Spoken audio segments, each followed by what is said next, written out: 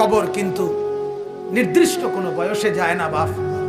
প্রতিদিন কোলের বাচ্চাও কবরে যায়, 90 বছরের বুড়োও কবরে যায়, 16 বছরের 20 বছরের তাকড়া জওয়ানও কবরে যায়। কবরস্থানে সব ধরনের লাশ আছে।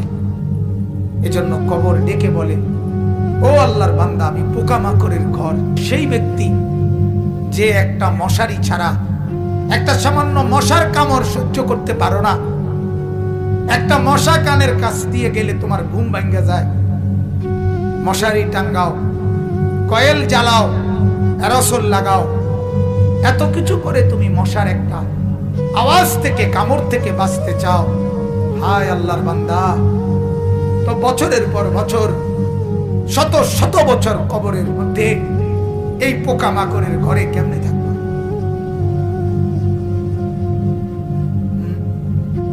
বলে কবর প্রতিদিন বলে, আনা বাইতুল ওয়াহদা, ও আল্লাহর বান্দা, আমি কিন্তু একাকী ঘর, একাকী ঘর, কেউরে পাবা না, কেউরে না। আমার বাপ, এই পৃথিবীতেও একাকিত্বের যন্ত্রণা বড় সাংঘাতিক।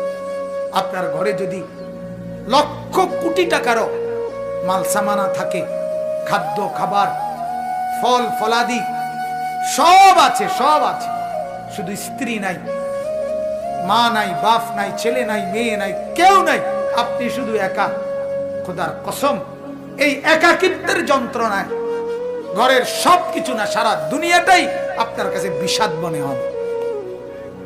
মনে হবে আমার কিছুই নাই।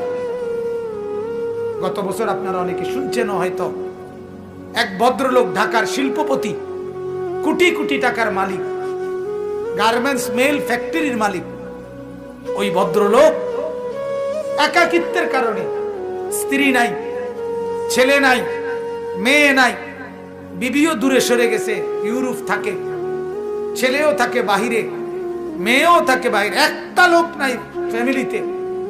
শুধুমাত্র এই একাকিত্বের কারণে এরকম মোবাইলে লাইভে সারা পৃথিবীকে জানাইয়া, সবার সামনে, সারা বিশ্বের চোখের সামনে এরকম কপালের মধ্যে পিস্তল ঠেকাইয়া নিজের জীবন নিজে দিয়ে দিছে, আত্মহত্যা করছে শুধু একাকিত্বের যন্ত্র।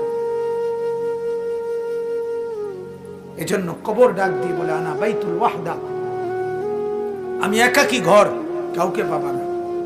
আনা বাইতুল গুরবা, কবর বলে, ও আল্লাহর বান্দা, আমি অপরিচিত ঘর, কাউকে চিনবা না, ডানে বামে কিছুই বুঝবা না,